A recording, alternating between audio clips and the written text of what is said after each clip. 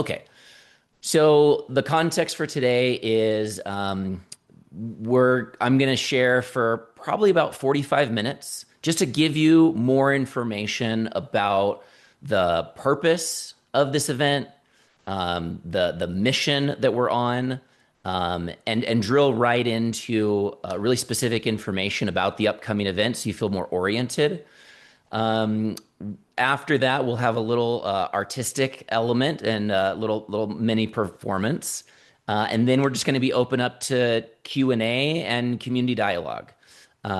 We have several hundred folks confirmed for the upcoming Independent National Conventions. This is a nice little collective, a small kind of microcosm of the event. I'm sure you have many people that'll be watching this recording, and you're also welcome to share this recording with other people, and we'll make sure that you all have a recording to it as well.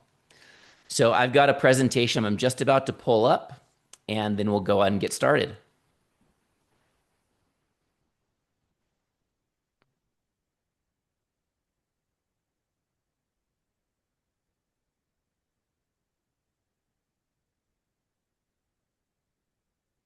All right, you can all see my screen, yeah? So we're going to go into the upcoming Independent National Convention. And if you don't know, our tagline for this year is Declare Independence, Reclaim the Republic. And I'm sure that message probably means something a little bit different to each of you, but I hope that it resonates. And as you all know, this event will be happening in Washington, D.C., September 25 to 23rd. And before we go into the event, I want to talk about our context. And even before we go too deep into our political mission, I want to answer the question that some ask, which is, why does politics even matter? I'm guessing most people on this call have already answered that question, but I can't take that for granted because a lot of people have been never been involved, or they've been involved but disenfranchised, or they've started to kind of disassociate from politics because they felt like things were getting too weird or polarized or toxic or corrupt. And so they just kind of separate. And so my first message of the night is that politics isn't this opaque, corrupt thing that happens that feigns to represent public interest while ultimately being self-serving. A lot of people would say that's what politics is because that's the experience they have it, but politics is something much deeper than that. Politics comes from the Greek root polis, and the polis was the place at the center of the town that people would come together to step aside from their individual affairs in order to discuss their collective affairs, to be able to discuss what matters to us and how do we protect ourselves and how do we improve our local economy and how do we make sure that we're setting the scene for the rising generation. So politics at its core is the stewardship of the place that we call home. So you have politics at the scale of your household and the scale of your community, at the scale of the nation that we're a part of, and ultimately the scale of the planet that we're all a part of as well.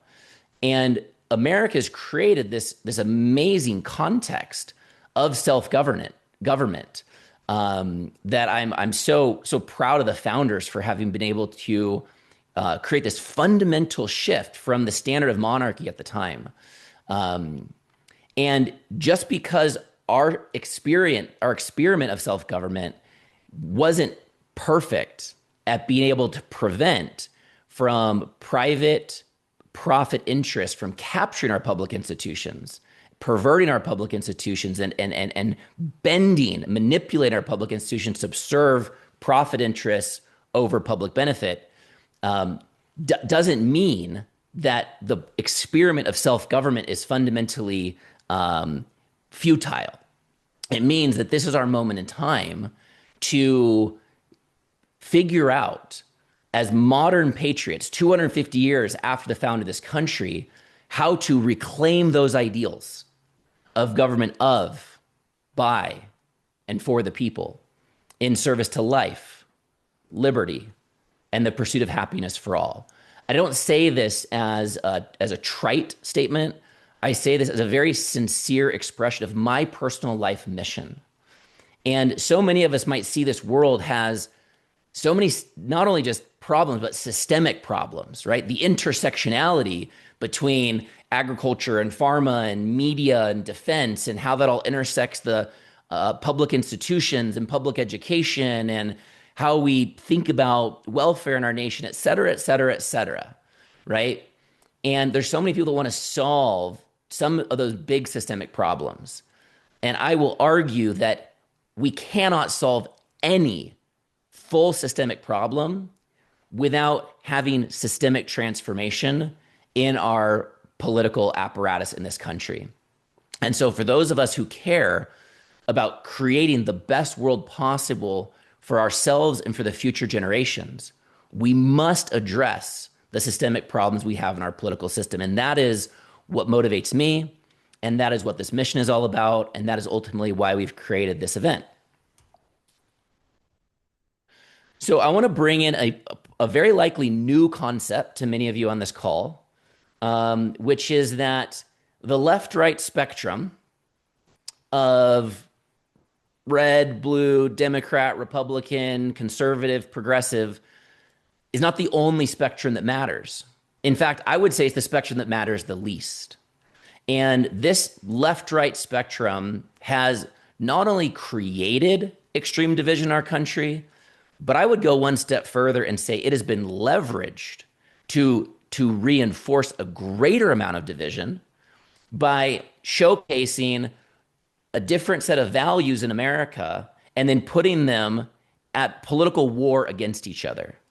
And my ultimate conclusion is that at the deepest level, political parties and media drive these types of divisive narratives on left versus right in order to keep people separate, to keep people thinking that their neighbor is the problem, and to not look at the deeper issues. And I want to bring your attention not to the x-axis, but to the y-axis. And the y-axis I'm going to call is the axis of civic integrity. So if the left axis is a different, more progressive perspective, and the right axis is a more conservative perspective, that's great. We want a country that has diverse perspectives. We have a greater discourse and we integrate diverse perspectives. We create better solutions when we integrate those diverse perspectives. That's great. The problem comes in when we're ranking really low on this y-axis, right? If this y-axis is civic integrity, then the bottom part of this y-axis is what I call commonplace corruption. Corruption, capture, self-interest, power over people. This y-axis represents questions like, who does government actually represent? Who has influence over elected officials?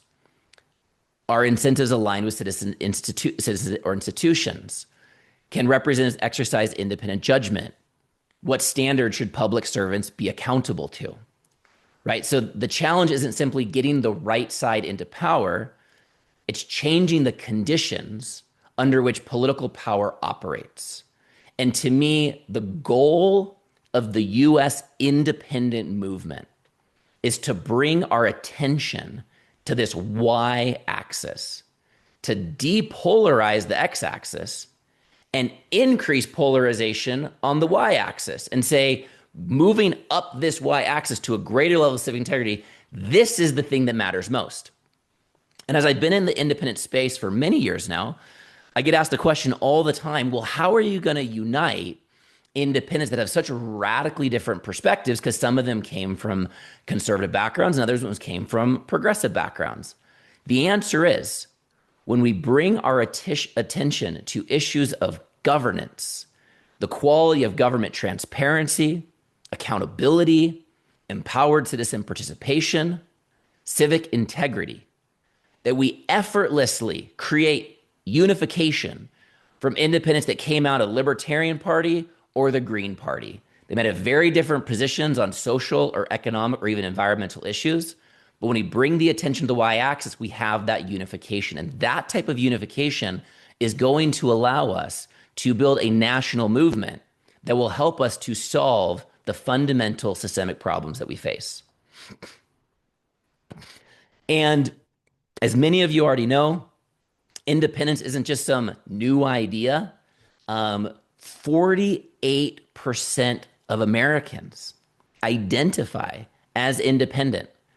Gallup polls have been calling people across the country every quarter for like 30 years.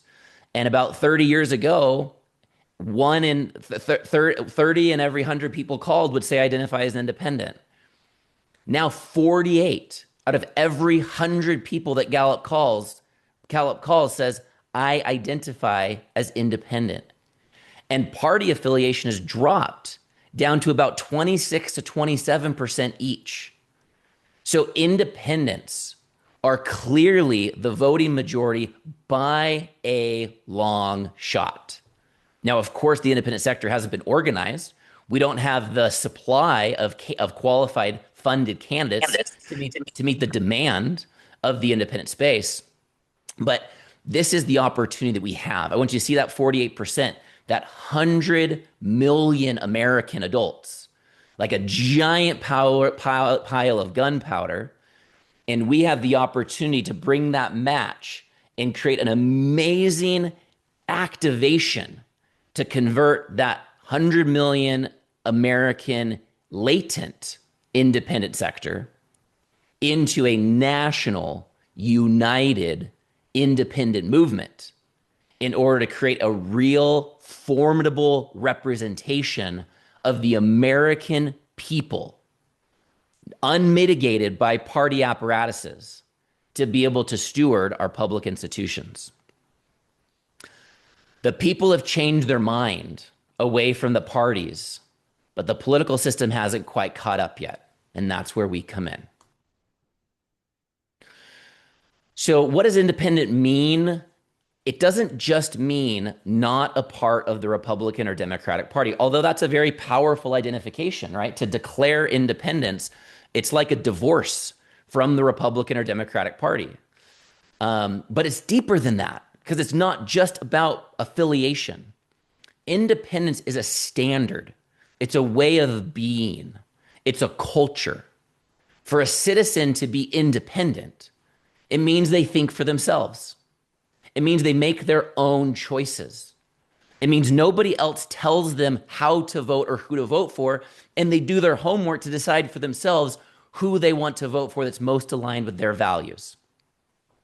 An independent is important to staying accountable to the benefit of our republic at large, not loyal to one particular sub-political tribe. And for public servants, independent means that nobody tells them how to vote. They don't have a party boss that says, okay, you have to vote this way on this legislation, otherwise you're going to get primaried. Otherwise, you're going to move into the small little office. Otherwise, you're going to lose your budget. Otherwise, you're going to not be a part of this party system going forward. It means that they are independent from corrupting influences from special interests. They're not controlled by donors to vote according to promises they've made. They vote according to their own conscience as a representative of their constituents, right? This is not only a hollow ideal. This is the very purpose of our republic. And independent American citizens occupying the halls of power is the way that we fulfill that ideal. Independent elected officials are accountable to their constituents and will be continually held to a higher standard because they will be voted in by people who expect a higher level of civic integrity, a higher quality of civic discourse, a higher degree of public accountability. At the end of the day, what it means to be independent means that I am an American citizen without an intermediary, without a party gatekeeper between me and government. And if you look at how the Constitution was written and what the founders of this country stood for, it was American citizens in self-government creating a republic to govern themselves. The concept of political parties was never mentioned in the Constitution. In fact, George Washington warned us in his farewell address against what would happen if we allowed political parties into our country, and we did. And you can read his words for yourself, and he was right to a chilling degree. That is what it means to me to be independent. And so we have this huge independent movement, this huge independent population that are sick of being manipulated, that are sick of being told how to vote, that are sick of being told that their neighbor is the enemy. And we have independent Americans, we have great candidates, we have independent donors, we have independent organizations and reform organizations, we have independent media. But all of these systems have been fragmented. And now's the time to bring them all together so that the American people can know who the candidates are, so the donors can support those candidates, so the orgs can get into a greater level of orchestration, and the independent media platforms know who to talk about and how to champion this. So, like the left and like the right, the independent space can become a whole political sector, a whole political domain that has all the moving pieces that we're familiar with seeing on the left and the right. And at the end of the day, the theory of change that I believe we're ultimately working with is that as we organize independent Americans, we'll be able to build a new set of standards for candidates and for elected officials. And we'll be able to build the infrastructure necessary to help candidates who hold those standards to get into office. And we'll be able to recruit better candidates that are actually ready to run as a representative of the American people. You know, so many people out of business don't get involved in politics because they have customers or shareholders that are on both sides of the political aisle, so they can't get involved. So we have really great leaders who don't touch the political sector. And same with military. And as the independent space develops and the infrastructure develops, we're going to have business leaders and military leaders coming in to be the new champion candidates of the independent space. And we'll start to have more electoral victories and more independents governing. And we'll break the two-party monopoly over the election of federal elected officials. We'll be able to create leverage inside of the House of Representatives, inside of the Senate, inside of state legislators. Because if you just have red versus blue, we have the same conversation that goes on ad nauseum. But as soon as you have a fulcrum caucus, neither party has the majority. Who becomes the deciding vote? The independents become the deciding vote. And that's not just a deciding vote on if they're going to go along with the legislation, but they'll be able to massage it and say, look, this pork barrel stuff's got to go. Look, this other types of stuff that's not aligned with the benefit of the American people has to go. So this fulcrum in the House, in the Senate, that we're going to be able to elect because of the national infrastructure will start to be able to systematically improve the quality of the integrity of the legislation. This will raise the standard of representation and create within our lifetime something that I call real representation. So this mission isn't just about people with an I next to their name getting elected as opposed to somebody with an R or a D. I don't really care if they have an I, an R, or a D next to their name. This is about getting people elected who are truly committed to real representation and are supported by standards and protocols and donors and voters to be able to stay away from undue influence and control from party bosses and special interests. And so we're using the Independent National Convention to bring leaders together who are aligned with this overarching mission. From individual citizens to dozens of organizations. We have had hundreds of different organizations plug in to the Independent National Convention over the years. We have had hundreds of speakers and panelists over the years representing all different types of groups and orgs. We've had candidates that show up. We have the people that have the ability to write checks be there. We have traditional media and influencers and creators and other types of civic leaders coming together, because it's by coming together and building a shared vision and a shared narrative that we can ultimately move into a greater level of relationship, coordination, and action together. And that's what it's going to take for the independent sector to become a formidable national united independent movement. And our organization, United Independents, is dedicated to building the infrastructure for the US independent movement. And this convention is a component of that infrastructure. So I want to thank everybody who's been a part of these events in the past. I want to thank each of you who's going to be a part of the event this year. And we're going to keep doing this event every 2 years. So we have this growing infrastructure to be able to help to make sure that we can all keep coming together and all keep building this momentum. Steve, I'm going to get to you in the Q&A in a little bit, okay? Thank you. We have been running this event since 2020. It's a biennial event. Some of you might have been here for 2020 in Cheyenne, INC 22 that got postponed and happened in 23 in Austin, INC 24 in Denver, and this will be our 4th Independent National Convention in Washington, D.C. And not only is it our 4th event, not only is it just this next midterm election cycle, not only does the American political landscape incredibly ripe with despair and possibility, but it's the 250th anniversary of the signing of the Declaration of Independence, of the founding of this country. This is our anniversary quarter millennia, right? And the founders, they knew that we were going to have to go through a revolutionary processes as a country, right? And the abolitionist movement was a revolutionary process, and women's suffrage was a revolutionary process, and the civil rights movement was a revolutionary process.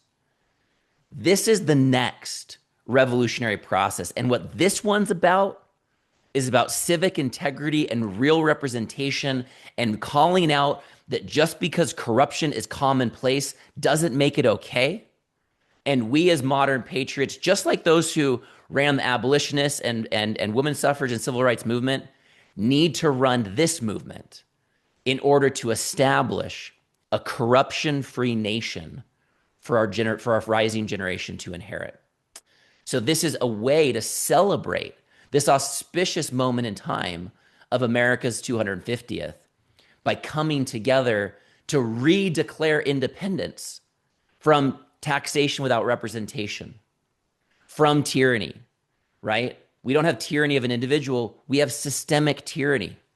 We have the movement of public institutions from serving the public that they were designed to create to serving party interests, special interests, and profit interests. And so I invite you to really come to INC 26 with that recognition that we are celebrating the 250th, and we're celebrating it not just with a party, but with our commitment to recommit to those ideals of the founding of this country and to do what we can to reestablish them. So let's talk about the actual experience now that you understand the why. This event will be running the 23rd, the 24th, and the 25th. The 23rd is a travel day. So we want everyone to get there by land by 4 p.m. at the latest. So you can come in, you can check into your room, you can register, and you can be at our opening reception. Our opening reception is not going to be in some stuffy room somewhere. It is going to be on a beautiful rooftop patio right in downtown DC, overlooking the Washington Mall, overlooking the Washington Monument, overlooking the Lincoln Memorial, as we come together as a community to be able to really reflect upon that moment and connect to each other. So the opening reception will be really beautiful. We just added an extra meal to the opening reception. So we're not only giving you some drinks, but we're serving tacos. So it'll be this nice little kind of dinner, taco bar. There will be an open bar for the first half of the reception. And we'll be there for the sunset, looking over as the sun sets over Washington to really kind of arrive in this really beautiful moment of community. There will be some remarks there. We'll have a little bit of comedy. We'll have some words from the youth. It's a really beautiful moment to really arrive. Now, we want you to get a good night's sleep on Wednesday night because we've got a really big day Thursday. We're going to start with breakfast. We've got coffee and we've got breakfast sandwiches for everybody. And that'll be served in our exhibit hall. So come and be there by 8:30 to spend an hour connecting and making sure you don't miss out on that and meeting some of our partners. Then we come into our opening general session. And I'm really excited about this general session. We have Nick Troiano, the executive director of United America, John Opdyke, the president of Open Primaries, Greg Orman, an author of the book Declaring Independence, and a handful of other really key movement leaders. And what they're going to be doing is unpacking what's actually happening in the independent movement. So you all can see it, right? Holopticism is a term of being able to see the whole that you're a part of. So if a little one of your cells could like jump out and like see the person that is you, that's holopticism. So I want each of you to be able to see the whole of the movement that you're each individually a part of, yourselves as individuals, organizations, your campaigns, etc. And so the purpose of opening session is to kind of reveal what's actually happening, the data of the independent space, and where this movement's going. We'll have some great breakouts after lunch. We're serving lunch. Lunch is included. We'll have a structured networking experience in the afternoon to help everybody meet each other, specifically geographically. So people who come to the event that didn't know each other can meet other people from your area so you can stay connected, but also to be able to connect by way of interests and topics. We really want everyone to get connected. And then we have one of my favorite parts of the convention, which is our candidate segment. So another one of our organizations, Our House PAC, has been tracking the independents this election cycle that have the greatest chance of winning federal offices, running for Senate and House. You'll hear from many of them, and we'll have a fundraising moment, inviting people there to support these candidates directly by making contributions to those campaigns. We have media presence. We have correspondents from CNN, Fox, and many other media institutions, as well as influencers and social media creators. And we're showing them who are the candidates of the independent movement. This is going to help them get national coverage so they can go back home and have a boon from them being at the Independent National Convention. Because now all of a sudden, national press is talking about Seth Bodnar and Dan Osborne and Todd Achilles and others. And they're walking away with more resources in their pocket and more support. So the INCs in the past have entirely revolved around building the movement generally. This convention represents a shift into the next era of the Independent National Convention, where we're also platforming candidates to be able to help specific people get additional visibility so we can concentrate support from the independent sector behind these specific independent candidates so the Independent National Convention can help to be able to drive real political outcomes. And with each independent national convention we have, we'll be able to platform and support more candidates. We'll be able to start to get behind certain policy advocacy, and we'll be able to use the convention to drive real political outcomes. Now, those in the GA track will be doing their own dinner, and those in the VIP track will have a private kind of stakeholder dinner where we'll kind of discuss strategy of the growing United Independent Movement. And then we'll have a private VIP rooftop reception in our presidential suite and patio for deeper networking for people who are on that elevated track. Friday morning, we'll have a great breakfast together again in our exhibit hall. We have another segment of keynotes bringing really powerful and compelling messages forward. I have personally curated every single piece of programming in this convention, with the exception of one segment that my partner Jennifer Esteban has curated. But we together have been very carefully crafting an arc of experience and content that is intended to have a huge effect on educating and inspiring each of you. We'll have additional breakouts happening on Friday. We have another closing. We have another conference section Friday afternoon with more speakers and presentations. We have networking happening throughout. Everyone will be on their own for lunch. And then we're going to come together on Friday night for our gala. So I want everybody to bring something formal. Bring your suit, bring your tie, bring your dress, bring your heels, bring whatever really makes you feel kind of like you're really showing up for the party. We'll have a red carpet. We'll have pictures. We'll have a beautiful plated dinner. That'll be our kind of main headline speakers and keynotes. And we'll have artistic performances. We'll have some awards we'll be presenting. So the gala will be a really beautiful evening to celebrate together. And that'll go till about midnight. It'll roll into some music with a DJ. You can move around a little bit if you want to, or just keep networking and mingling. And then for the late nighters, we'll be hanging out at the presidential suite. And this is invited to all attendees back on our patio to hang out till 1 or 2 or 3. So arrive Wednesday, we build Thursday, and Friday we celebrate. Who's this for, right? This is for a range of different types of participants, from politically curious that have never really been involved. Come and get oriented, discover what's emerging and how you plug in. The politically homeless, those that have used to be rooted in one major party and ultimately realized, I just can't stomach that anymore.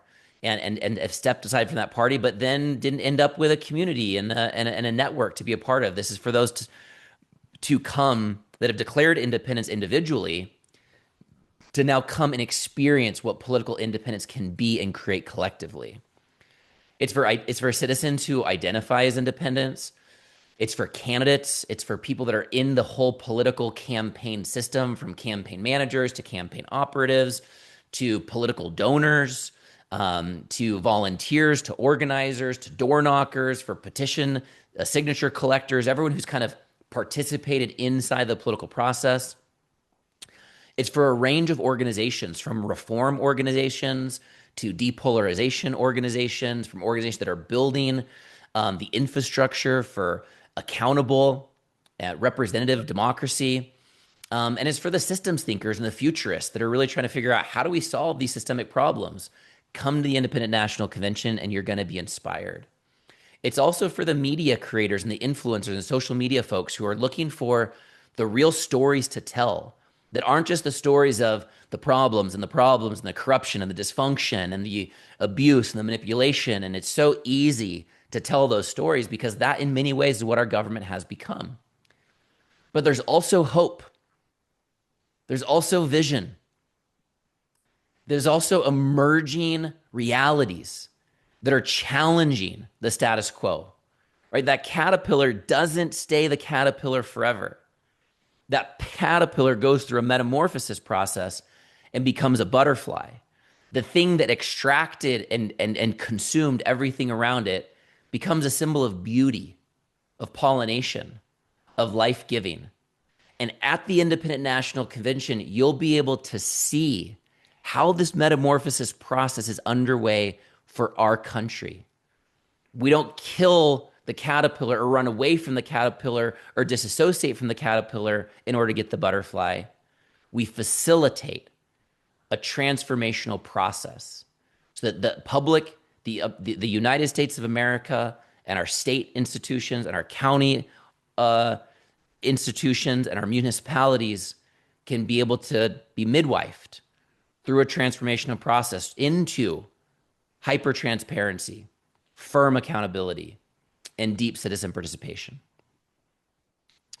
And whenever I go to an event, I always show up with my own kind of plan and my own purpose. And I want each of you to really take a moment to think for yourself. What's your purpose in coming? What's your mission? Are you there on a fact-finding mission and you're looking to be able to receive as much information as possible? If that's you, come with that pen and that paper, that laptop, and take notes and track the information and put it all together. Are you an existing candidate and you're coming to look for support and donors and try and get some interviews from the media to get visibility? Great. Make that plan. Take that course of action. Are you thinking that maybe one day you'll run for office and now is the time to build relationships and find your allies and get the endorsements and get plugged into the movement, right? Are you wanting to become an influencer or a creator and tell the story of independent politics through some type of online presence? What is motivating you? What is inspiring you? And how can you recognize that the Independent National Convention is an opportunity for your mission to be accelerated by meeting the right people, by receiving the right inspiration, and by getting a greater level of orientation and sharpening the pencil of your vision of what your course of action will be next. So I really want everyone to come in with a sense of purpose, be on a mission, and use the event to fulfill your purpose and propel your mission. We have two different tracks for this convention. One is our general admission track, and one is our VIP experience. General admission comes along with the full convention programming, our opening reception, everything happening on the main stage, all of our breakouts, our exhibit hall, all of our networking programs, 5 meals included in that pass. That's 2 breakfasts, 2 dinners, and 1 lunch, and our INC gala. Our VIP track, for those are kind of like partners, right? They chip in a little bit more financially. They help to fund the event. They help to fund the work and the movement. They get everything in the GI track. Plus, we have a great VIP speaker lounge. It's going to have like quality refreshments throughout the event. It's going to be the place where all the speakers will be. It's basically our green room, so it's where the speakers will hang out. It's where a little bit more of the elevated networking and kind of movement assembly will be happening. The VIP program will have preferred seating in our conference room toward the front of the room. We have this VIP dinner I mentioned, kind of strategy session for the movement on Thursday evening, and this private VIP speaker reception on Thursday evening. And so you can kind of select, is your goal to be more on the economic side? That makes sense. General admission is the path. If your goal to have like a deeper kind of elevated networking experience, then your path would definitely be the VIP. If you've already purchased a general admission ticket, but you're getting sold on the VIP, you can just email our customer support and we can help to upgrade you. Everyone who goes that VIP path, again, thank you, because it's that additional financial contribution that helps the event to be successful and even possible. This event will not be in some Days Inn or Motel 6 in some kind of outskirt of DC. This event is happening right downtown, right across the street from the Washington Mall. You can see the Washington Monument. You can see the Lincoln Memorial from our rooftop patio. So this is right at the heart of the action.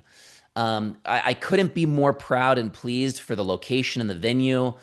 Everything about it's going to be top-notch. The rooms are top-notch. The conference space is top-notch. We're a walk away from all the major sites, including the Smithsonian, Capitol Hill, etc. Nights at the Marriott right now, if you go online, are about $500 a night for our conference. We have a room block for $287 per night. So if you haven't secured your accommodations yet, I highly encourage you to do so with our room block. Some folks have got Airbnbs. That's great. If you change your mind and you want to be on location with us, which I highly recommend for convenience and all those other purposes, I really encourage as many people as possible to book your room at the JW Marriott. Our room block ends September 3rd. That means that after September 3rd, if you're just kind of like a little bit late to get your room organized, you're going to have to pay those retail rates. And it's about $500 a night. So I really recommend everyone here to book your room. And anybody who you know who's coming, please give them the courtesy announcement to make sure that they book their room. Our website has a book your room all over it. So it's very easy. That's the link to our room booking portal. That's how you get rooms for $287 a night. And I'm sure Brandon can share that room booking link in the chat right now as well. We have an exhibit hall. It is not going to look like this. We don't have giant, beautiful windows in our exhibit hall, but we do have a great set of partners who are going to be exhibiting. And I really encourage everybody to kind of pick a moment, at least maybe 45 minutes to an hour throughout the event, where you do a pass in the exhibit hall, you talk to our partners. You might have something for them. They might have something for you. You might be able to find some great little connections of synergy and make sure that you find that opportunity. And if you are a partner and you've reserved a booth, thank you for your partnership. And if you have an organization, or if you know of somebody who has an organization, we still have some slots left for groups that are in the independent politics space, the electoral reform space, the improved governance space, depolarization, civic innovation, candidate campaign support, campaign technology, democracy reform, movement buildings. All of those spaces, people that work in those spaces are very warmly welcome to get a booth at the INC 26 exhibit hall. And I want to really encourage all of you to not come to this event alone.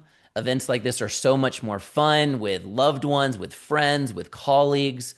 And so if you've just registered yourself, take a moment right now to think like, who can I come? Someone else from my community, maybe someone else who already lives in DC, maybe somebody else who's interested in these same topics, friends, colleagues, maybe candidates that you know of, leaders in business, leaders in politics, leaders in movements, aligned organizations, the funders, the check writers, the people that have worked really hard to generate the resources that can put those resources back into the movement. They need to be in the room. We need the funders in the room so they can really recognize what's happening and why the independent movement is worthy of their financial resources. Content creators, if you have a favorite influencer or a favorite content creator, invite them to come. We have media passes that they can get in for free. If you have other journalist friends or people representing other media outlets, you can invite them. They can get a media pass. That's all on our website. They can get there for free. And really anybody who's looking for their political home, right? People that are trying to figure out like, what the heck is going on? And how do we solve this problem? And is this whole thing just, a runaway train that's about to either run off a cliff or run into a wall? It's like, no, there's something else emerging and we can solve the problems we have in our country. But you've got to come to events like this to meet the people and to get inspired, to recognize that that each of us have a role to play in determining the best possible future for our country. So I'd love each of you to consider who are the 2 or 3 people that come to mind that should be in the room, that you want to share this experience with. And I'd really love to invite you to reach out to them. You can share this recording with them and invite them to come, invite them to plug in, invite them to be there with you. In conclusion, right? The Independent National Convention 2026 is all about how we declare independence and how we reclaim our republic. Because the next 250 is up to us. The next 250 begins with us. And we are the ones that are going to determine what happens next. And I have no idea what these green squiggles are that just came across the screen, but we've got some emergent green squiggles. Politics matters. Independence matters. We must organize a national independent movement. And the next step of that is coming together in Washington, D.C., September 23 to 25 for the Independent National Convention. There's my presentation. I'd love to just kind of open up into the chat space for any initial reactions, responses. I appreciate the applause that losing my voice a little bit. I just kind of gave you everything I got. Are you excited? Are you vibing? Did that land for you? Are we aligned? Do you feel inspired? Do you feel excited? And I've got some questions coming in from David, from Adrian, from others. So we're going to get to questions in just a minute. And before we do, thank you for the compliments. Thank you. Before we do, one thing that I didn't mention is that in addition to all of that, we also like to have a good time. We like art. We have one of my favorite DJs coming to give some amazing vibes throughout this event. And I already know you're going to absolutely love him. His whole thing is like remixed oldies that you really want to dance to. It's just awesome. So I'll be playing kind of throughout the event. We'll have singers. We'll have performers. We have custom songs being written for this convention that will be debuted about liberty and independence and about political stewardship. And we also have spoken word that's going to be delivered at this event. So we're kind of weaving it, and comedy. So we're weaving in art, performance, all of it to make sure that we're all having a really good time. And it's not just conceptual, but it's artistic and we feel it in our heart. And with that kind of intent in mind, I have a friend and one of our attendees, Dimitri, who has prepared some remarks for us today. And I haven't reviewed these remarks, and he's kind of gotten really into some of the content from our work recently and said, "Hey, Christopher, I'd love to put a little bit of a kind of spoken word piece together. So this is new, this is fresh. He just put it together, and I'd like to invite you, Dimitri, to give us a little bit of art and performance, and then we're going to open up wide open for Q&A."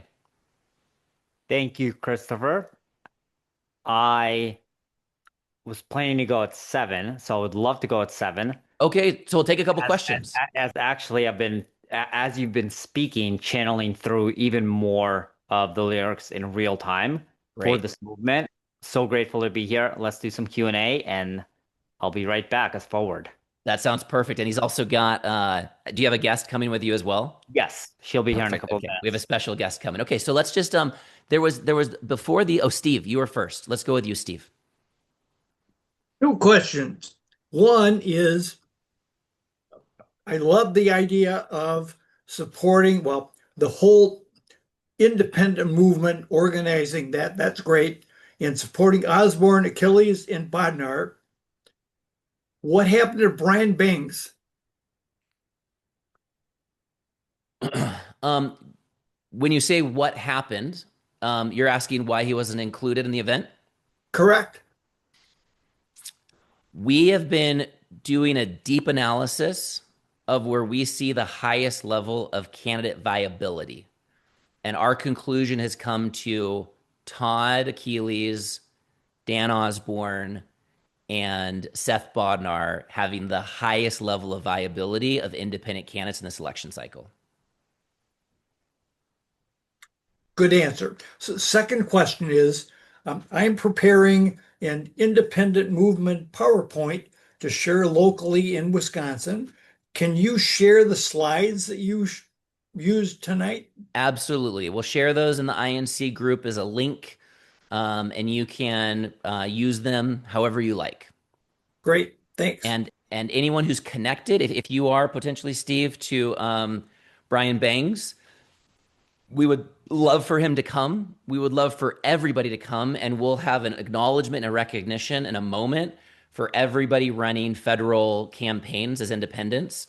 And so we really want everyone to come and keep building the momentum of this movement. And just because somebody doesn't hit that full viability chord in one election cycle does not mean that they're not the next election cycle away from doing so. And so these independent candidates need to think about multi-election cycle campaigning and building support, finding the funders, getting the media coverage so that they're that much more ready. And this, as you probably know, is Dan Osborne's second run. And he had a phenomenal run in 24, and he's back at it. And that's exactly how we need independent candidates to be performing.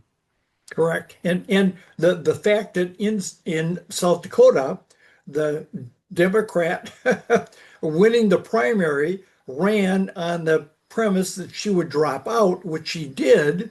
That to me is a big deal. Yeah, yeah. I hear you, Steve, and I'm so glad that you're here, and I look forward to meeting you in person in DC. Let's go to David. Sure, amazing, and a suitable follow-on to the question just previously from Chris. Sorry, from Steve. First off, as we're all sharing emojis, I was just excited to come on the mic and share vocally, and if others want to open their mics for a moment and just share some congrats and thank you, and this is amazing and so needed. And so my first point is just wanted to share some appreciation for what you and Jennifer and the whole team have been doing. This is so it's so important. So thank you. Thank you, David, so much for saying that. I really appreciate it. Give me just Look, one quick second. I've actually got to sure. adjust my fan. It's getting kind of hot. I'm sure. Well, this whole conversation and the whole movement is gonna get hot up in here It's for getting sure. hot in here. Look, the second thing is following on from the question from Steve is you mentioned a couple of these candidates. The conference is coming up in still about a month, and we don't have that much time between now and the election. And so I was wondering if you folks have plans for how to bring more visibility to this movement, to these candidates. There are also some ballot initiatives that are really important that are happening. This call is so valuable, it's so beautiful to connect with you and the rest of the people around the convention. But have you folks thought about doing more of these calls more broadly around these candidates, highlighting them, et cetera?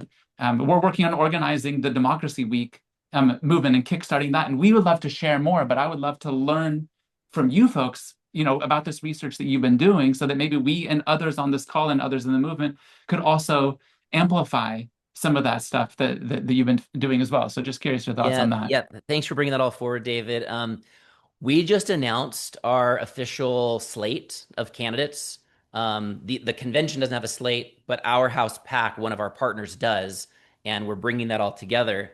And so we've announced that slate, and we're just about to start to provide some information about each of the candidates and the campaigns.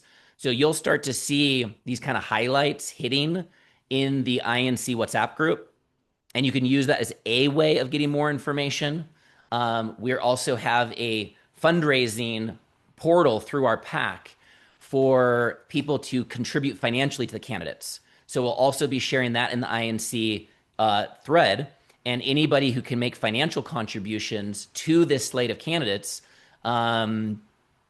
helps us to support them in the short term. And we'll also be doing additional fundraising for them after the fact. And I'll share kind of a full post maybe tomorrow with more information about the slate and the PAC and how we're kind of pooling resources collectively and getting them into the hands of these campaigns. As far as the ballot initiatives and things of that nature, anything that you're tracking that you want to bring visibility to, the INC WhatsApp group would be the best channel for that between now and the event. Our organization has a number of different programs and a number of different legal entities, and many of them are still in developmental stages. So running these 4 events has been the primary thing that we've been doing for the last 6 years. We've also developed something called the Independent and Corruption-Free Certification Program, which we'll hear about at the convention. We also have some other pretty major initiatives, including, as I mentioned, developing the first official slate of independent candidates. We've never had that at a movement, like a concentrated focal point of a slate of candidates. So we've been doing a lot of different things, but we haven't done yet is really build a huge audience. And that happens next election cycle. So 2027 is going to be a big year for that, where we'll then be able to activate our C4, which is called the Independent Movement, which will be one of our primary channels of building audience, which we'll then be able to use to be able to help to really create even more impact as a movement. So we don't have that much bandwidth between now and the convention to do more than we're already doing, but you can use the community in the forum to be able to move forward what matters to you.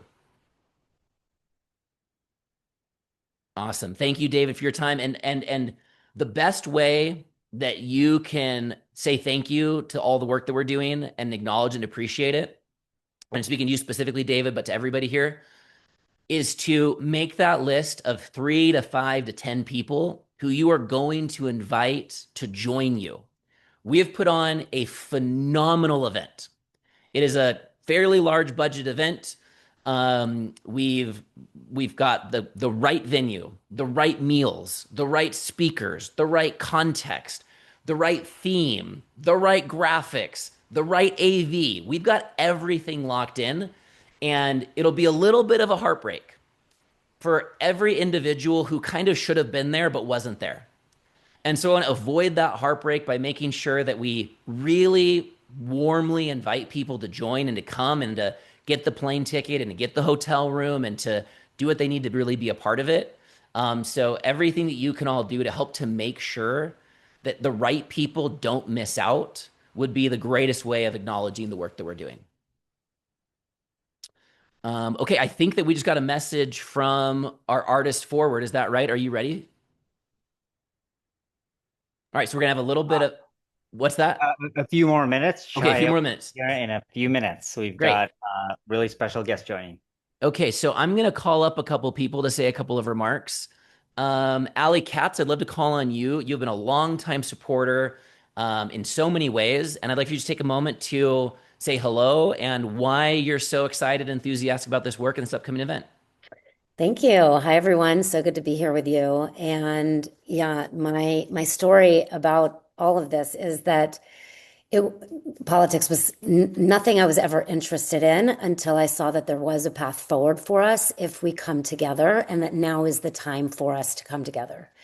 And because of that, instead of going to my industry trade event that happens every year, that in fact my team is exhibiting at this year, I'm choosing to go to the Independent National Convention and will be actually hosting the VIP after party events and making sure that we all have a great time while we're there, because this is the moment. And I believe, at least for myself personally, that we were born at this very unique moment in time. Some call it the fourth turning, where it's ultimately up to us to make the change that we want to see in the world. And we're at this, epicenter moment of what many call a polycrisis. And it can be a beautiful birth into the new systems that we want to leave for future generations. But in order for that to happen, we have to take action. And so one small action I'm taking is going to the Independent National Convention, and I would love it if you joined me there. Awesome. That was almost scripted, but she's just that good on video. Thank you, Allie. And something that just came to mind was we have this WhatsApp group. I think everybody here is probably in it, but you all have permission to add other people. And so that's one of the things that you can do, David, and others, as you bring people into the conversation. As soon as they show interest and they feel some sense of alignment, you can just add them to the event, add them to the group. And that's how we can start to kind of snowball a little bit of additional further momentum for everything we're creating. Let's go. We're going to go to you, Adrian, in a minute. Before that, I want to invite Keith, if you'd like to come up and say a word. You've been a supporter for this. I'd love for you to share why you've been backing this work and what matters to you, if you're open to that. Yeah, absolutely. Thank you, Christopher. And again, great presentation. I love the work that you're doing. Just I'm so grateful to be part of it. I don't know how long ago, maybe 2-3 years ago, I was introduced to Christopher through Allie and went to a meeting to hear about the United Independents. And it just immediately resonated with me. I mean, just the split between our country with the two parties and the frustration that I've been seeing and dealing with. Like, it was very clear to me to see that what Christopher's strategy makes a lot of sense. And so I've been fully on board with it. I'm showing up because I want to hear more about all the participants. And I just truly believe that this is the right way to formulate the change in this country. So that's why I'm here, and that's why I will continue to be here. Thank you, Keith, so much for your partnership. Yeah. Forward, are you ready for your art?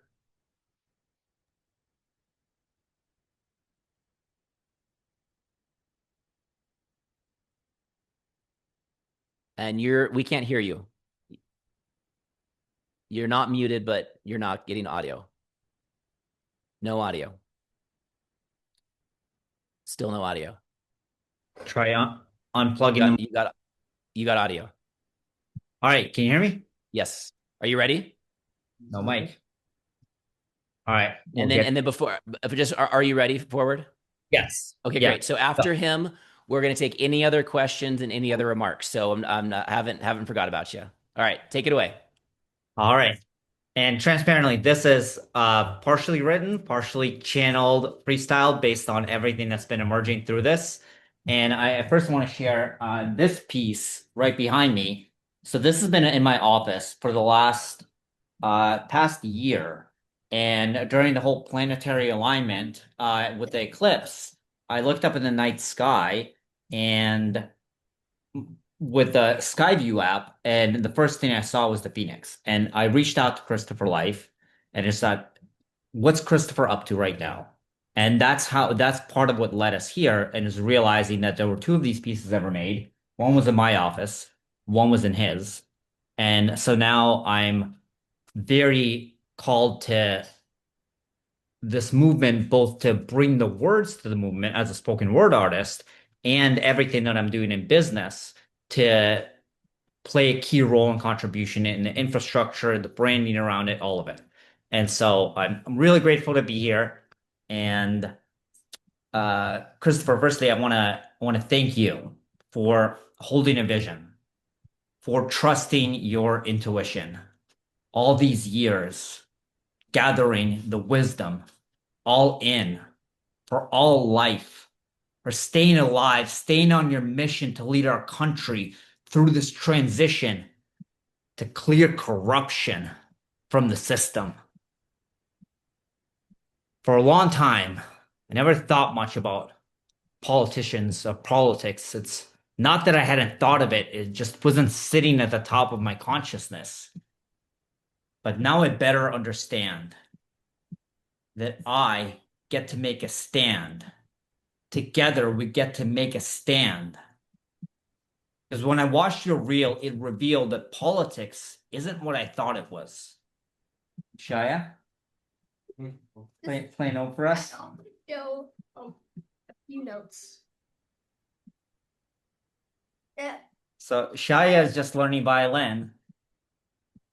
And Shaya represents the next generation, which is really why we're all doing this for our nation. Because politics at its core is caring for the children, creating safe conditions to raise the next generation, paving the pathways for our nation, raising our standards for participations,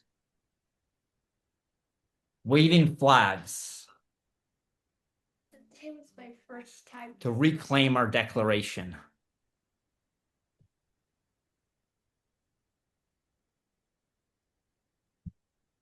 We've been conditioned to see politics on one dimension, left against right, different values in contention. Left and right are not the illusion. The illusion is believing that one defeating one will ever be the solution.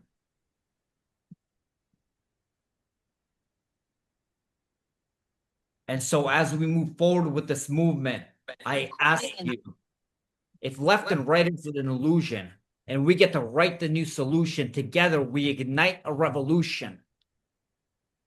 What is your contribution for the future of our youth, our human evolution, to the independent national union?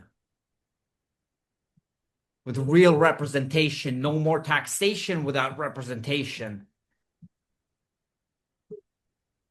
I've do for a while.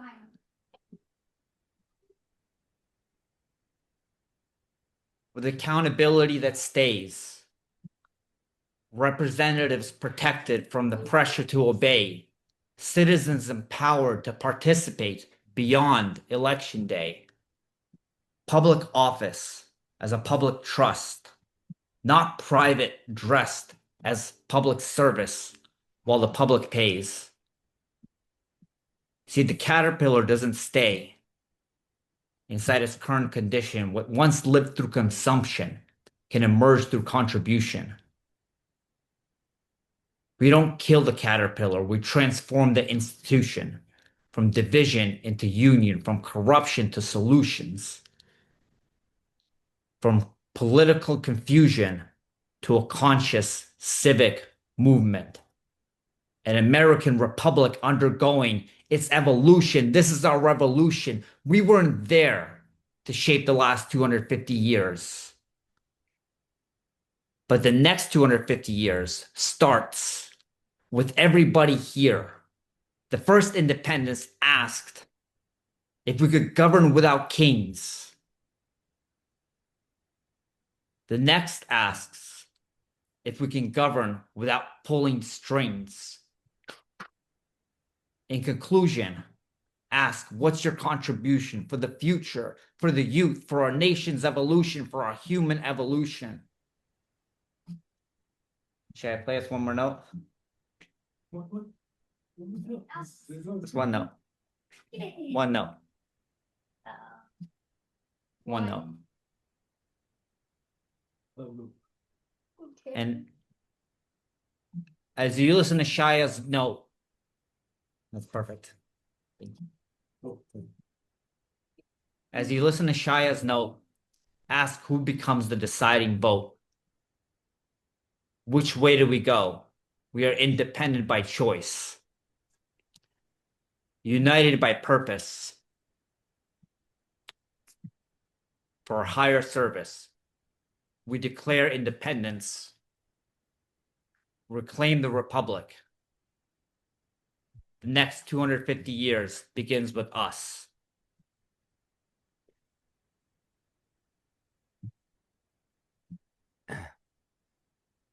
Can we give a little round of applause for Dimitri, the artist known as Forward? Clearly, there was a lot of that he pulled right out of today's conversations. That was very spontaneous, and I really felt the transmission. It was beautiful to feel the reflection of this work through that artistry. It'll be exciting to see what you can create when that turns into a full production piece. Um, Thank you for so trusting me, Emergence. Very, very vulnerable. Normally, I pour my heart and soul into writing, preparing, and this has been such an emergent process. And I wanted to invite Chai on because this is what I really realized when I watched your reel, Christopher, is that like politics is about preparing our nation for the next generation. indeed, that is what it's all about. This is all about the children, and we're all going to come and go. And what world are we leaving behind? So thank you for your presentation. Weren't there some really great lines in there? Did you guys catch some of those like really stunning lines? Um, let's keep moving. So I want to go to I think it was Adrian. I think you had your hand up next, and anyone else Yeah, with remark with I'll remarks? be quick for Yeah. sure because you're running late. I just wanted to say I'm really fired up. I gotta tell you, for me, I may be different from a lot of people in that I am immersed in that political world. I live in the DC area. I've been a Fed for 23 years, and I am the epitome of not feeling like I have a home. So listening to you talk about people who no longer feel like either party aligns with my values. That's how I feel. So I think the why really resonates with me. So I want to tell you that first off and really thank you for doing this. Unfortunately, I learned about it from Ali, who's my mentor, as you know, a couple weeks ago, and I had already committed to travel to Las Vegas, where I'm paying twice as much for a hotel room, ironically. So I won't be there. So this leads to two things. One is I would love to share this with my network of feds, former feds, and people in the oversight world, because that is my former world is anti-corruption, transnational crime, and sort of auditing and investigating. And I'd love to share this with them. So I'm hoping you guys send out materials and the recording and all Yeah, that we'll stuff. send out this recording and this slide presentation. You're Okay, welcome to great. share with other people, and knowing that you're, from that area and in that world, Yes, there's you're so many coming to my people. home, There's so literally. many people from This your world helps. that we Yeah. would really love to have Yeah. included in the event. No, it'll be great. And I did not know about it, and I'm sure they don't either. And I'm talking about Office Inspector Generals, GAO people, former Senate and Hill staff. So I'm happy to share and spread the word. The big question is, now that I know why and what resonates with me, I really want to get a sense of like the values of the convention and what core values you have and how they're prioritized because I am wary of change for change's sake. I need to know that what comes next and what we build for those kids is actually going to be something better that Yeah. sustains, not something that, you know, could make oversight moot again. So I don't know. I feel like that's something I loved Yeah. your presentation. It really resonated with me, but I'd like to know what the values that drive this are, apart from the change and creating a home for people like us. So I'm going to give you a quick reference, and we can kind of go in deeper another time. But government transparency is a value. Government accountability is a value. Empowered citizen participation in the government process is a value. Civic integrity, government doing the legitimate due process it's supposed to, as it's supposed to, is a value. So our core values are the values of improved governance. And to me, these are the values that are of most relevance, because when we embed within the movement the values of good governance, and we normalize that at the level of our content and the candidates and the voters and the donors, and we use those values to mobilize us and take action, to me, there's nothing that can strengthen the positioning of maintaining those values than having those values be the very thing that got people elected in the first place. And so that's the core of it. Is it's really better governance is the core, and how we, recognize the intentions and ideals that this country was founded upon.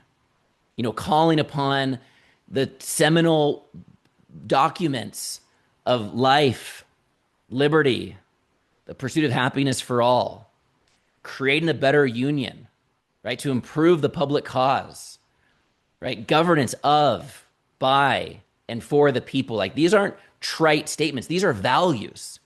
And this is what I value. And this is why I wake up in the morning. This is what this work is all about. And this moment in time becomes the moment for us all of us who are American citizens, to ask the question, is our country in alignment with its values? And in so many ways, the answer to that question is no. Therefore, we must have a course correction back aligned with the very values. There's a constitution right behind me that this country was founded upon. And we as modern patriots are the ones that must do it. We can't complain that our national values aren't being fulfilled. We have to be the leaders that ensure that they are. And those are the values that drive me and drive this work. And that if you stay along with myself in this event series and this United Independent Movement for a year or 10 years or 40 years, you're going to see those values intact and consistent all the way through. Love it. Thank you so much. I really Thank you, appreciate Adrian. it. That really does answer it for me. Thank you. Thank you. Joseph. Well, let me just say I was at the Austin one, and this is one of the most worthy events I've ever been to. You put on such a great show, not show business-like, but professionally done. I mean, I gotta give you credit for that. So I'm looking forward to another one.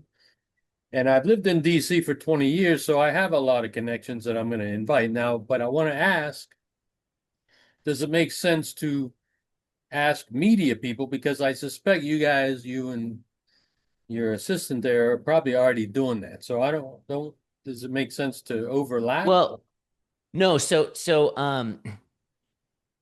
any person who represents a media institution or a media platform or themselves are an influencer can qualify for Media Pass. So we have our press team that's enrolling media, but any of you who have your own media contacts, you can invite them, they can apply for a Media Pass, then they kind of come into our media program. And we can't have enough media. We could accommodate 50, 100 media correspondents, no problem. Okay. And then as far as your folks in your network in DC, yes, we'd really love for you to invite people.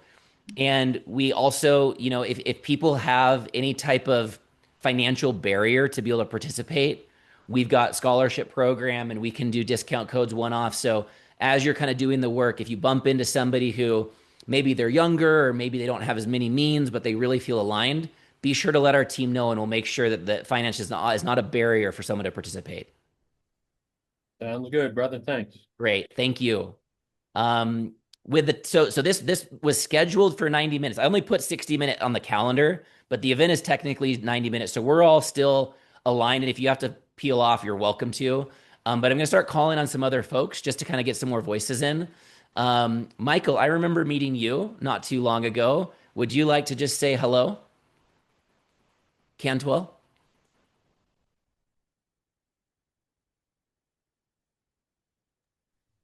Hey, Christopher. Yeah, thanks a lot. Really excited. I haven't got my tickets yet, but I'm going to get them soon.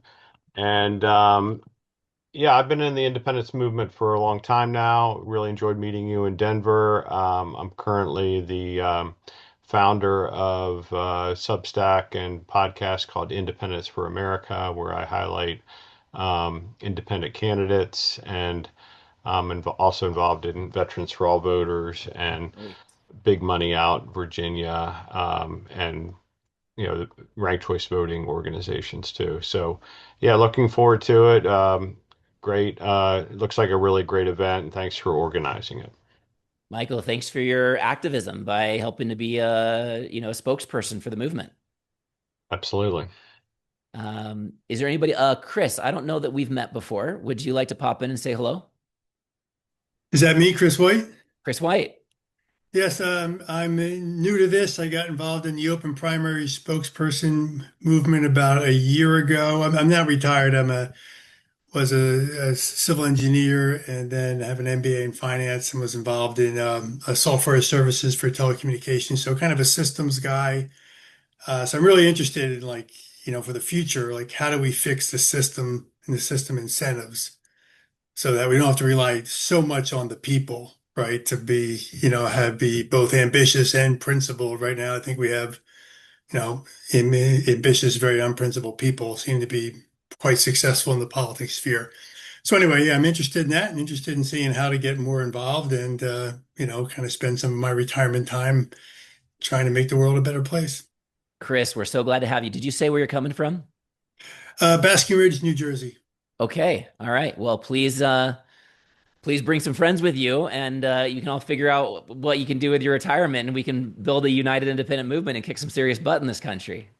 Yeah, I'll be reaching out after this. I don't know if I'll be successful, but I'm gonna be banging the drum a bit and trying to get some people to come. Thanks for banging that drum. I imagine you've got some people that look to you for leadership. Jack, let's bring you on. Hello. Hello, welcome. I popped in right when Dimitri was going, and it was absolutely beautiful. Great words. Super excited. Like, I have also not been into politics, but more and more all roads lead to politics, and realizing that it's the greatest bottleneck to the future kingdom, and also the greatest tool. There's so much to unlock. So, I run a venture studio and have like 40 tech projects I've invested or started or advised it within that portfolio. And like, as I've started working on these things, it just like grabs more and more of my heart and soul because it feels so pure and like revolutionary, which I'm really all about. Like, wow. It also excites me that I feel like a lot of things haven't been tried, a lot of different civic tools. My partner, like in 4 hours, coded the best fiscal transparency website, impactline.org. And then once we started realizing, wow, all the people exist, the hearts exist, independents are double the amount of Republicans or Democrats. It's really just a narrative piercing limitation. And so that's where I started thinking, oh, well, I should use in the past ran a content house here in LA. And someone went from 0 to 5 million followers in 2 months there. And some people now hold like 80 million followers in their category who started in my house. And I'm like, there's seemingly a revolution of these independent voices online and different people. And no one's made a content house for those people. And I view that as a Until potential sport. now. What's that? Until now. Until now. On September 11th, didn't pick that date for the lease, but I guess it has some flavor. America.co, if anyone wants to look at the house. If anyone needs this is where I'm planning on staying during the convention. Starts then, planning to go through 2028. I think we need, and this is what me and Christopher were talking about before. He's got he knows this future is going to happen and is inevitable and is burning properly towards it. And I want to bring in that force of saying, like, hey, let's try to make the entire thing happen by 2028. Let's incite a national social media revolution to, like, the same way I think on this call, where everyone picks up the energy and picks up the pace and picks up the recognition and awareness. If that seeps into culture, I think it already is in certain ways, maybe too much apathy and despair, lacking, like, okay, where do we go? I think a lot of people are in complete recognition. Things need to change, but a lot of it, I see a lot of comments actually that are like, what do I do now? And so if we just have tons of different people building those things and local chapters forming and, a bigger narrative forming, I think we can do it all the way. So Jack got this beautiful property outside of DC that he's going to be activating as this kind of like content house for creators to come and create content about this political work and this movement.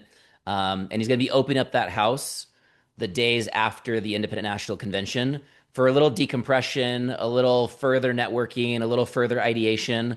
So if you're really feeling the vibe and you don't want to just like go back home, you've got an option for a little bit of a come down to spend some time in the days following at this beautiful property. So Jack, we'll kind of move on from it for now, I think, but I think you can post. It's meant to be a headquarters for the revolution, a standing establishment where the energy in there is, hey, we're the new founding fathers and mothers of this great future.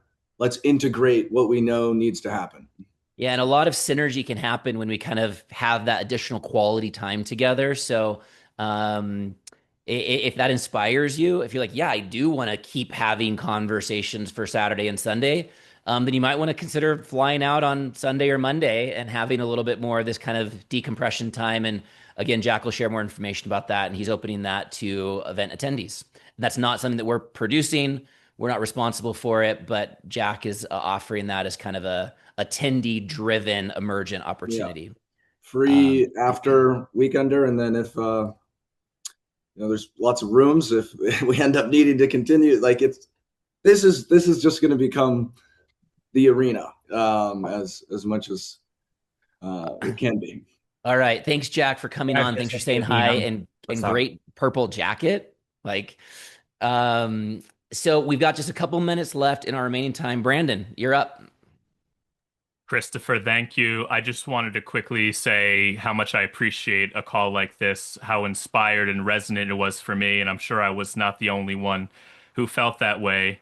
And it's great to get the energy of everyone's, and I'm looking forward to meeting everybody in person. And I want to add that the Open Ballot Institute is proud to sponsor the Independent National Convention, not just now, but for generations to come. Thank you again, Chris. Good to have you there, buddy, and thank you for your work. And what, Brandon, take one moment to just kind of plug Open Ballot Initiative. Much like United Independents serving as an infrastructure organization for the independent movement, the Open Ballot Institute is building a nonpartisan ballot access infrastructure primarily focused for the independent movement. Right now, ballot access is a scattered maze, and as we've seen, especially if you've been in the group chat over the last few days, it's political sport to kick outside underdog parties off the ballot, and that's got to change.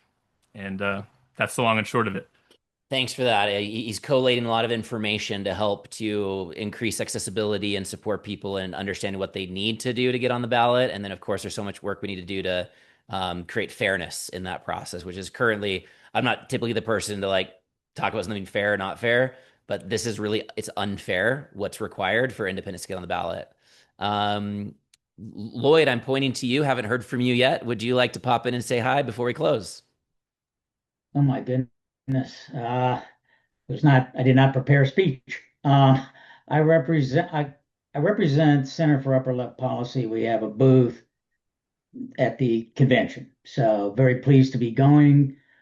Jennifer sold me immediately when we had a very long conversation. And I will explain more about what we are, I guess, at the convention if people are interested, not so much now. We do think we've got a better political map. So I bristled a little at that because I don't think left right should be abandoned, but it does need to be better defined. I'm definitely an independent. I'm fed up with both parties, as are most Americans, clearly, and we need some solutions. There's no doubt about it. I'm very glad to hear somebody's there on ballot access. That's one of the main obstacles I think that we need to overcome, and very interested in hearing those solutions too. We don't focus on those as much. Also, my background is math and actuarial and computers, so I'm fairly analytical. I loved Chris White. Had been taking notes here. How do we fix this thing? Because I'm focused on that too. How do we fix it? And my flippant thought, smart ass comment is, well, we could try following the Constitution again. We might try that since we're way off of it. And that's one thought. But you got to solve the politics first. You have to solve the politics first. People's eyes glaze over if you talk to them about the Constitution. So it'll be a fun convention. I'm looking forward to it. I got going with two other members of COLP, and we're all looking forward to it and exchanging ideas and all that good stuff. So, good job. Lloyd, No, I mean, the hardest thing in the world is to organize independence, right? You know that it's not gonna. They vary considerably, and they're just all fed up. So we have a challenge to do it that you way. know, Yeah. the founders figured out how to organize 13 different colonies that spoke different languages, that had different religious backgrounds, that had different economies, independent colonies, e pluribus unum, into a continental convention, a continental army, a declaration of independence, a revolutionary war, a constitutional convention, a ratified constitution, and we named our country United States. The integration between unity and sovereignty. So if the founders of this country could pull it off, we can organize independence too, right? They did have a king that they hated altogether. So We have a system. and they had Jefferson and Madison and Well, we got to have our Washington. own Jefferson and Madison ourselves, and We're gonna need them. Yeah, we have we're a gonna system need driving a them. lot of discontent for sure. So thank you Yeah. everyone so much for plugging into this community session. We'll share probably tomorrow the recording on that in our group, in our WhatsApp group. I would be so grateful if you'd give it some positive love, give it kind of a response, like, yeah, it was really great, and encourage other people who weren't here to watch it. And I think that if people see 5 or 10 or 15 comments saying, wow, it was really great, that'll motivate them to watch it. And then the impact it's going to have on them for watching. They're going to be more oriented, more inspired, and more kind of coming into the event ready to really be a part of it. So I'd really appreciate that. And as stated, now that everything is set, the stage is set, everything's set, I just want to make sure that the right people don't miss the event. So I'd really love for your partnership as organizers and leaders and movement generators to spend a little time in this next week to invite the right people to get there. Reminder on the hotel room block. This is very material, right? September 3rd, we lose our $287 per room night rate. And again, courtesy notice for anybody who's thinking about coming to make sure they book their room before the room's kind of almost double. If you haven't got your tickets, please do that. The revenue from those ticket purchases supports us in producing the organization, producing the event. If you're not yet in the WhatsApp group, get into the WhatsApp group. There's links in the chat. If you have other people who are coming, but just haven't bought their ticket yet or are interested, please add them to the WhatsApp group so they can be in the community space. That's very, very important to be able to get as many people into that space as possible. And, I think we did it.